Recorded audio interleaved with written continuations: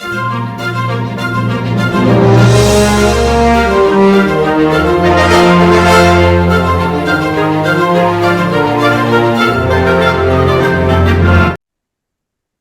that Yeah, makes sense. that definitely makes sense. Yeah, that Absolutely. would not have been taken very well, especially by Disney, if it was a relationship between a 9 and an 18-year-old. Like, that would not fly with Disney, I don't think. Well, I mean, I know what she was going. Again, the 9-year-old Winnie, represented innocence and youth, and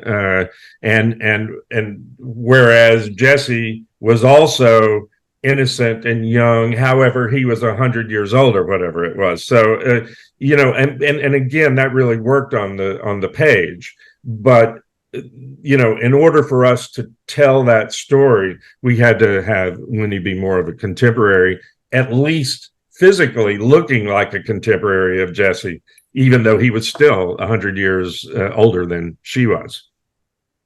Yeah, for sure. So, what did it feel like when Disney approached you? Did you feel like you reached the top? Well, again, and maybe it's just peculiar to me. I don't know. I sort of don't look at it that way. I look for stories that I feel strongly about and want to tell, and so I was, obviously very grateful for the opportunity to do it. But I didn't think about, whether this was the top or the bottom or the middle. It was just like, okay, I get to tell this story. I'm going to try to do the best I can with it, and then have sort of pretty much taken that approach with everything, and so I don't know where the top is. I don't know where the bottom is. I just keep, kind of like the Tux. I just keep rolling along. Yeah, for sure. What was working with William Hurt like? That was, I mean, it was exciting. It was frustrating. He is a great actor. I mean, again, it was really painful to, lose him recently. Uh, and when I say frustrating, it's this. I was frustrated that at times that I couldn't give him the time that he wanted, um, and deserved. But films, especially studio films, are on a schedule, and you really got to stick to them. And William, he loved to go in depth, and I mean really in depth, with his character and how he approached every single character he played, and that took time. And some days I had the time to spend with him, and other days we needed to move it along. And I think he, would get frustrated, which would then frustrate me because I'd want to give him that time. But it ultimately was a wonderful relationship. And, when we parted ways at the end of the shoot, we promised each other we'd make another film together. And I'm so sorry that we didn't get to, because I really enjoyed working with him. I'll tell you a brief anecdote with William. Was our very first meeting, when he was deciding to take the role. We met at a restaurant in New York, and it was for lunch. We were going to have lunch together and discuss the project and discuss his character. That lunch ended at 1 a.m. when the management told us we had to leave. When I went into the lunch, it was bright and sunny. When we walked out, there was like a blizzard happening in New York. It was a fascinating, like 12 or 13 hours that we spent together discussing the story and the character and all of that. And that story, I always tell that story because that sums William up in a nutshell. That's him right there. He would have stayed another 12 hours if they hadn't thrown us out. And Yeah, my goal was, I thought about 6 hours into the meeting, I thought, you know what? I'm going to stick with him. If he wants to stay here all night long, I'm not going to be the one to say, oh, let's go. So I was going to stick with him as long as he wanted to go. But that was William Hurt. that's incredible. Fire away, Christina. Definitely. So I myself, Jay, I'm a huge Gilmore Girls fan. I must have watched the series, I mean, about a dozen times over and over at this point. So I'm a huge Alexis Bledel fan, and I think her casting in the role of Winnie just perfectly encapsulated what you mentioned in the story, how she was portrayed, and translating that right into the movie. So what was that like working with Alexis? Well, interestingly, and I too am a fan of Alexis, and interestingly, I think maybe she was still in the first season of the Gilmore Girls or something when we made the movie. I can't remember exactly. But I'd seen her in that, and then I had met with her. She was the very first actor I met for the part of Winnie. And when the meeting was over, and I talked, the producers asked, "Well, how did it go?" And I said, "Well, she's it. I mean, I think we're done. She's the part." But as you know, as is typical in a business, is like you want to fully explore it. So I think I proceeded to meet about 50 other girls after that, and at the end of that whole process, I just said, "Well, you know, as far as I'm concerned, it's still Alexis, the very first person I met." So that's what it was. She was the first person, and she was perfect, I thought. That's awesome. Where was the movie shot? We shot it right outside of Baltimore, Maryland. There was they have a number of lakes right around just outside the city, and the film commissioner there in Maryland, a fellow named Jack Gerbis, who I became great friends with. Jack, he was not going to let me shoot that film anywhere else other than there, and he just, every time I say, "Well, but do you have a pool with like a waterfall?" And, because we need the kids to swim. And he goes, "We got it. Well, I need a town that looks like the early 1900s that I can dirt down all the roads and put horse carts and everything. We got it." And so he just made it, he made it impossible. I mean, I looked at a few other places. I looked up in Northern California, thinking maybe it was, I could use the redwood forest up there as the forest. It was almost too over the top. It was beautiful, obviously, but I thought it was maybe a little over the top if it was like the giant redwoods and stuff. So anyway, long story short is we shot it in right outside of and it's actually like Towson, Maryland, I think. So there's redwood trees there too? No, I was saying I scouted Northern California, thinking maybe I would shoot it up there. But like I say, it was having gotten out there with a camera and kind of looked around, I thought, wow, it's just so overpowering that it might overpower the story. Might have worked. I don't know, but I went to Maryland. How did you get Sir Ben Kingsley to come on?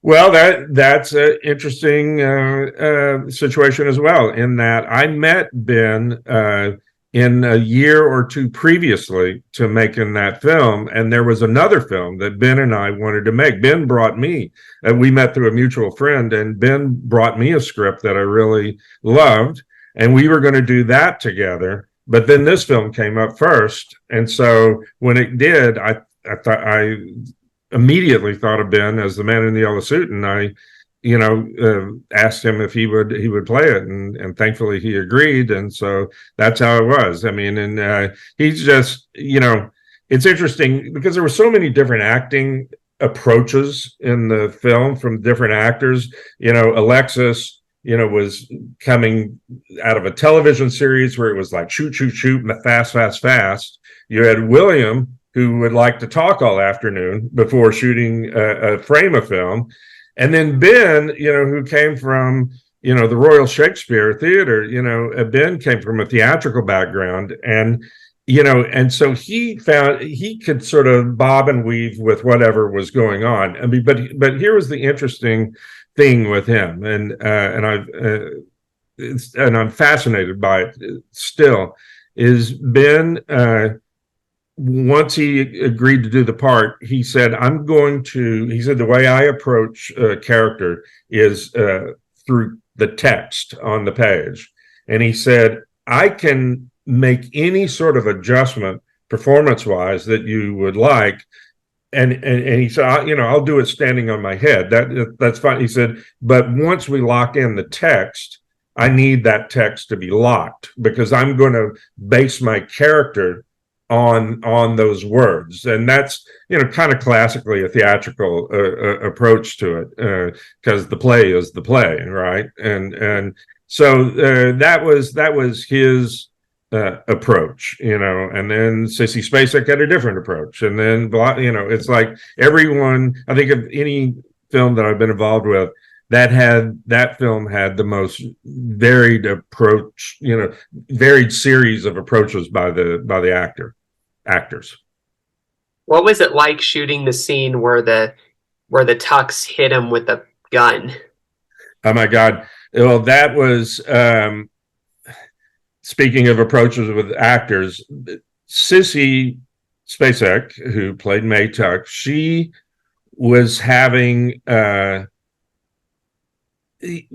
Her thing was, everyone had a different thing. Her thing was the physicality that was happening within a scene. She was all about what's the physicality, and she was having trouble making that work because and I can't. It's been too long. I can't remember exactly what it was. I just know she was having trouble swinging the gun or to make it look believable, and we spent a bit of time getting there to where Sissy felt completely comfortable swinging that shotgun.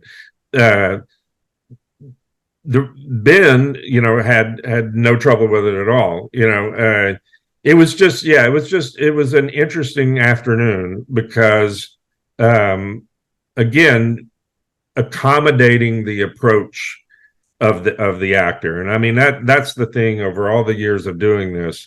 Is that I've learned as a director is to find a way, because every actor is different, is find a way to accommodate the actor so that they can do their best performance. And sometimes it's easy and sometimes it's not easy, but you don't, or at least I don't ever want to give up on trying to get there. I don't want the actor to be frustrated. I don't want the actor to say, oh, well, gosh, I know I could have done it better.